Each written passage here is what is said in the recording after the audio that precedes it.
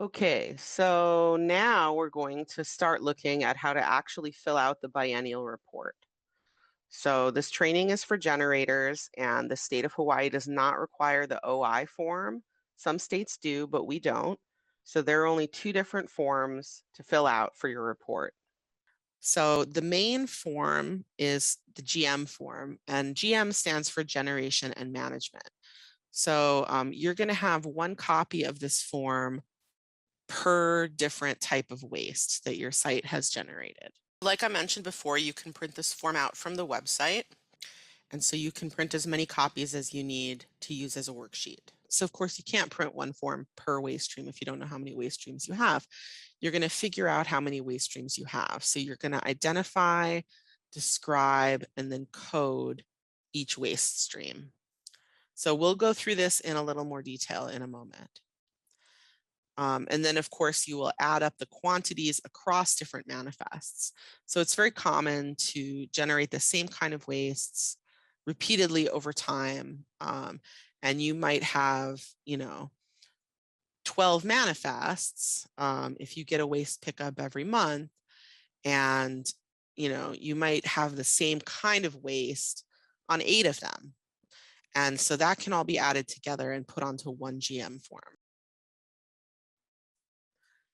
So in order to be combined on one GM form, waste must have the same description, the same source code, and the same form code. So it's not only the same waste, but it's been generated by the same process, which is reflected in the source code. And it's also got the same physical form. So if it's, solid or liquid. And of course, it's going to have the same waste code or waste codes because it's the same waste. The same waste could be shipped on multiple manifests throughout the year. And it could also be sent to more than one destination facility. If you had a change in contract in the middle of the year and you started sending it to a different TSDF, but it still fits the same waste description, the same source code and form code. And then it could also have more than one management method code. So now we're going to go over how to look at your manifest, how to understand where the information is that you need to complete your report. So first of all, you want to make sure that the manifest you're looking at is actually the completed manifest. You can look for the signature at the bottom, which indicates that it's been received. And there should be a date in the bottom right-hand corner that it was received by the TSDF. And then line 19, which is for the management method codes, should be completed. So here are some other important parts of the manifest, just to give you an overview of what you're looking at to understand what's on there. So first of all, you want to make sure you've got the right manifests. So you're looking at box 1 for the generator ID number. Box 5 is going to give the name and mailing address and the site address. So the site address, which is on the right-hand side, is the one that really defines one site that's going to have one EPA ID number.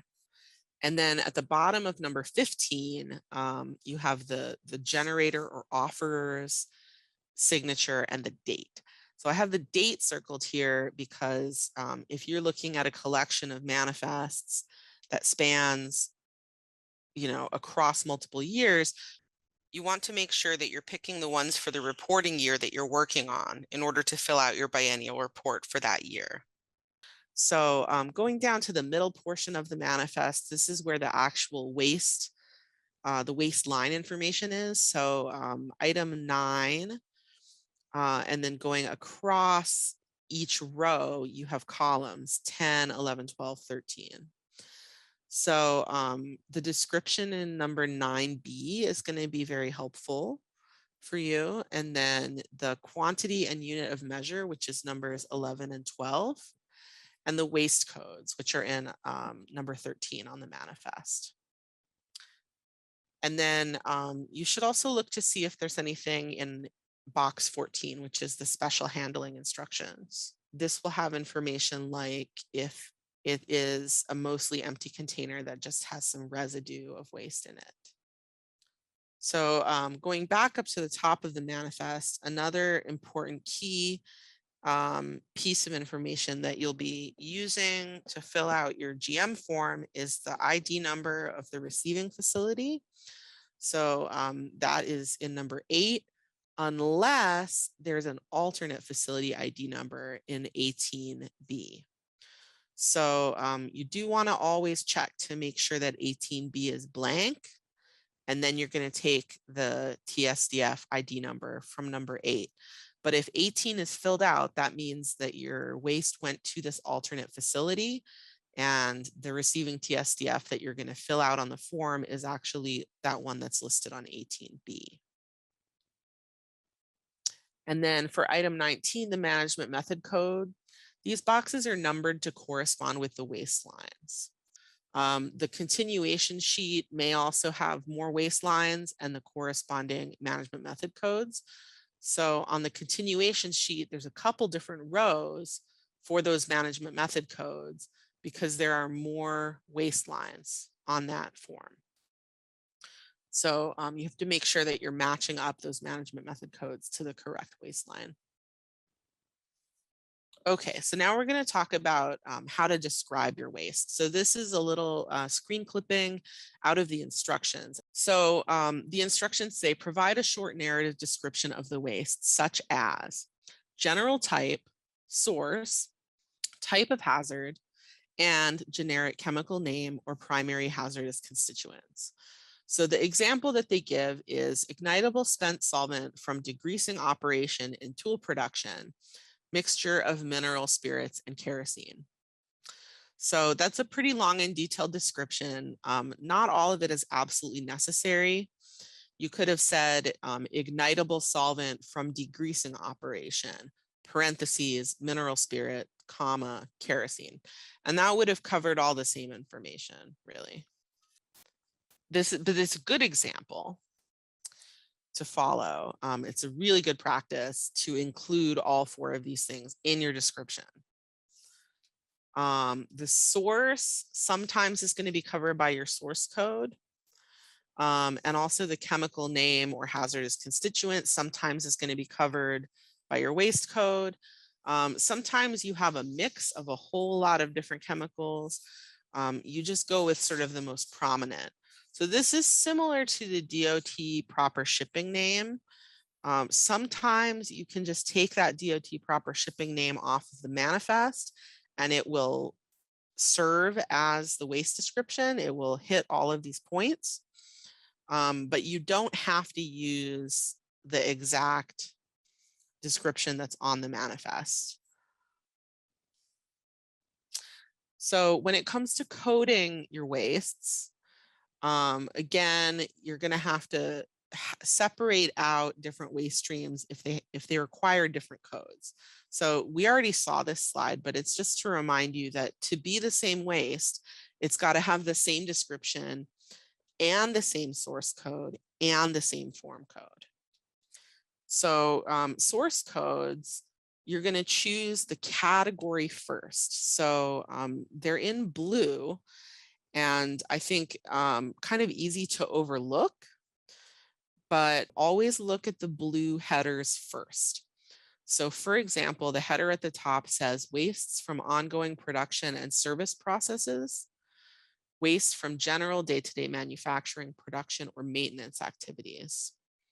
And then the second one says waste from other intermittent events or processes.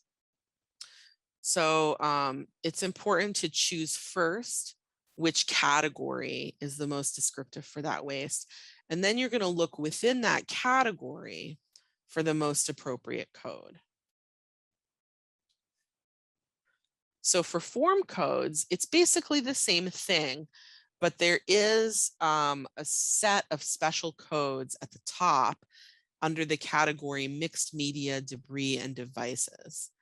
And the description there is waste that is a mixture of organic and inorganic, liquid and solid, or devices that are not easily categorized.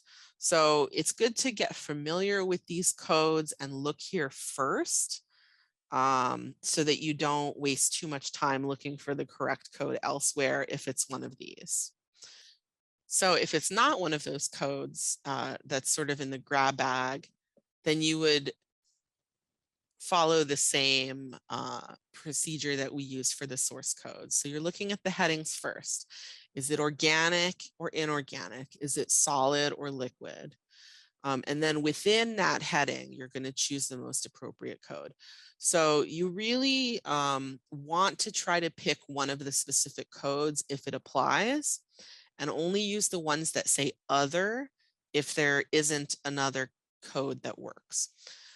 If you do choose one of the other codes, for example, W119, other inorganic liquid, notice how it says specify in comments.